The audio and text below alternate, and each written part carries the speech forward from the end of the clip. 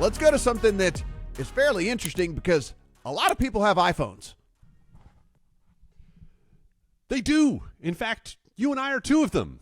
Yes. And we know that the Apple integrations tend to be the first touch points for a lot of people with various things, whether it be weather, whether it be news, and now sports. Apple Sports app launches today.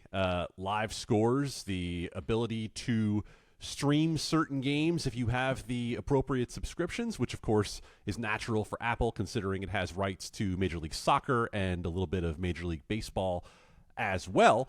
For our purposes, the most interesting part of this is that there are betting odds integrated into this Apple Sports app, widely reported as DraftKings, that has this deal with Apple. Now, important to note that Apple has right in the press release a footnote that says betting odds can be turned off in your settings at any time. And I think that that gets to the first greater point that I want to talk about with this, which is that I've seen some rush to judgment to say, oh my God, that's it. DraftKings has it cornered. They're on everybody's iPhone. And yes, obviously, having touch point number one is no small deal.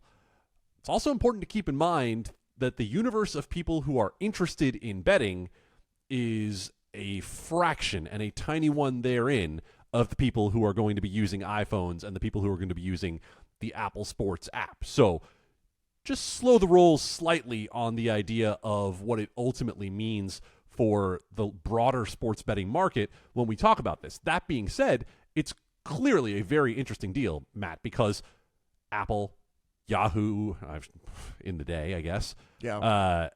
But Amazon and Google, these major companies that are a lot of people's first stops when it comes to places on the internet, that is something that has been a bit of a holy grail for the sports betting companies to be able to access directly. And so DraftKings, we know, has been interested in finding ways to acquire customers that requires less spend. Now, we don't know exactly how much they're spending on this Apple Sports deal, but we do know that they also just recently acquired Jackpocket, an online lottery retailer, for $750 million, and that appears to be a customer acquisition play for being able to get some iGaming customers down the line, especially with the entry point that Jackpocket has in New York if iGaming ever happens there. So, really interesting if you take the macro view here of what one sportsbook in particular is doing in terms of ways that it goes about acquiring customers, because we're seeing a bit of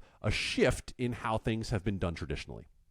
Yeah, like you said, I think it's easy for all of us in the bubble to sit and look and see something and just be like, oh my God, and make it like way bigger than it actually is. And like I said, like it's a big deal. There's no doubt about it, because like you mentioned, I mean, most people, you and I are probably a little bit different than a lot of people. Like I still will go to the tried and trues of what I kind of grew up on and all that, but like that's not the majority of people out there. And yes, they will just take their iPhone, flip it on, and if it's sports, they'll just hit the sports tab. And certainly getting that exposure regardless, right? I mean, you and I talk about this a ton as to kind of what is that next wave of how do they, either retain customers or, basically get customers re-engaged or anything like that. I mean, listen, there's a reason why we still see McDonald's commercials and the reason why we still see Coca-Cola commercials. Like, you don't have to tell people that McDonald's and Coke. It's just beating people over the head with it over and over and over again, which they understand actually works. And it can be the same thing here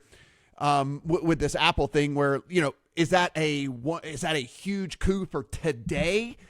Who knows? We'll see. We'll see how it goes. But beating people over the head with something over and over and over again for a long period of time, as we know, again, you can see it with the legacy brands that are out there. It's obviously a strategy that works. We don't need to see McDonald's commercials. We don't need to see Coke commercials. We don't need to see whatever. But they understand that it's the more you see it, the more you see it, the more you see it, the more you see it, the better it is for them.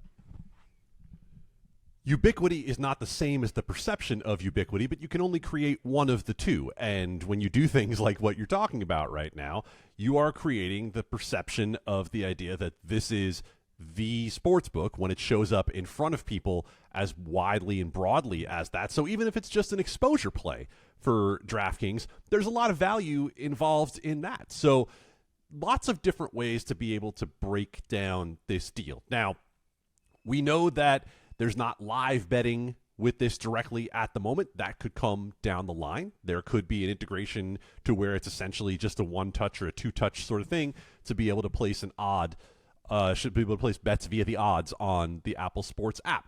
That's not the case right now. That could be the case down the line. But as you mentioned, Matt, there's something to the idea of brand recognition when it comes to customer retention. Duh, I'm not breaking any news when it comes to that. But we are seeing where we're at the point now where with the duopoly that we've seen with DraftKings and FanDuel, it's not just about acquisition, right? It is about retention.